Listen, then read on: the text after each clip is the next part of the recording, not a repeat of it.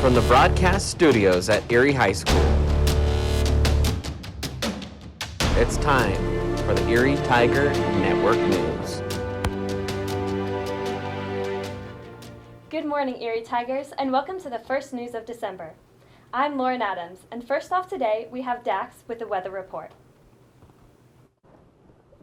Thank you, Lauren, and I welcome you to ETN News Weather Now. We're going to go ahead and take a look at our current weather. We have 38 degrees as our current temperature, and our high is going to be 48 with our low of 22. We're going to be seeing mild and breezy weather throughout the day with partly sunny skies, mountain snow, and a chance of moisture later in the day. Now, if we look at the 5-day forecast, we're going to continue the 40s and 20s throughout the week. Looking into Thursday, we're going to have a high of 47 and a low of 24 with sunny conditions. And then on Friday, we're going to continue that with a high of 41 and a low of 19 as well as sunny conditions. Now on Saturday, we're going to warm up a little bit with a high of 46 and a low of 20 and continuing those sunny conditions. And on Sunday, we're going to warm up even more to a comfortable 54 degrees and a low of 23. We will be seeing winter weather coming into Monday and Tuesday, starting on Tuesday with a 50% chance of snow. It'll be about 1 to 2 inches. Now looking at the weather across the nation, we're pretty mild for this time of year. Comfortable 74 in Hawaii, 70 in Florida, and we're sitting again 39 in Denver, Colorado. Now if we look at that precipitation across the country, we go ahead and have rain coming down here in the south, which is eventually going to move its way down into Florida, and then right up here, this is where that snowstorm is going to eventually make its way into Colorado early next week.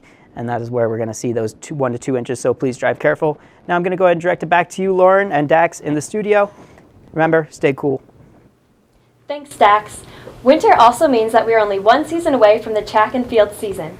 The team has gotten a head start on preparing for the season.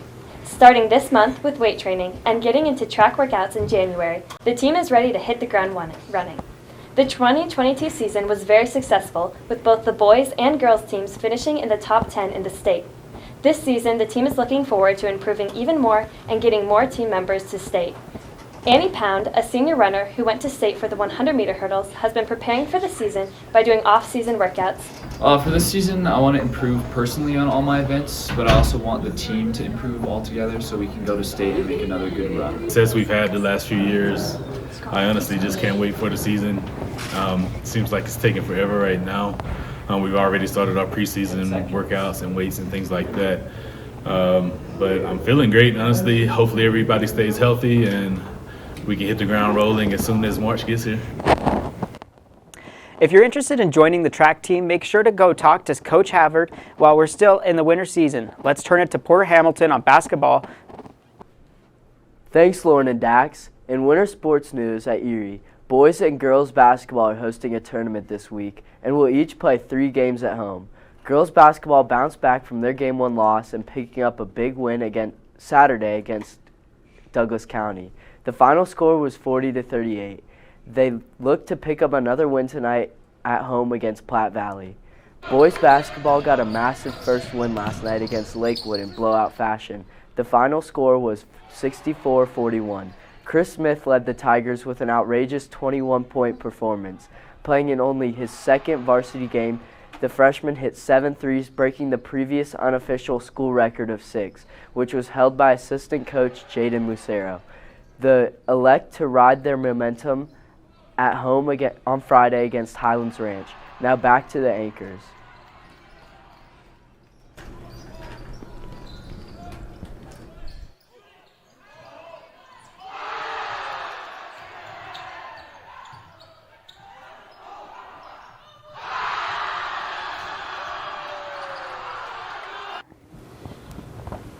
Thanks, Porter. While on the topic of sports, here's Ian McGuire with the football highlights.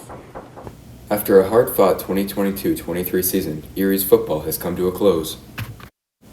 There's still lots to reflect on, though, including how the Tigers started only 2-4 and then went on a 7-game winning streak to put them into the playoffs. You know, at the beginning of the season, it was rough having 4 losses. I think there was a lot of people that kind of doubted us, but I think we really proved what we were capable of. And the Tigers definitely did prove what they were capable of, starting as only the 11th seed in the playoffs and making it all the way to the semifinals against Broomfield. Even with the stellar comeback of a season, many within the program weren't satisfied with the result, including star quarterback Blake Barnett. I think it was a good season. Ugly way to end it, though. Being 1 yard away, it's It's tough. Definitely one you lose sleep over. It sure is one that you lose sleep over. With 13 seconds left and down 4, Erie was knocking on Broomfield's 1-yard line, and then on their last play of the season, fumbled right before the goal line. That last play is not what defined the Tigers' season, though.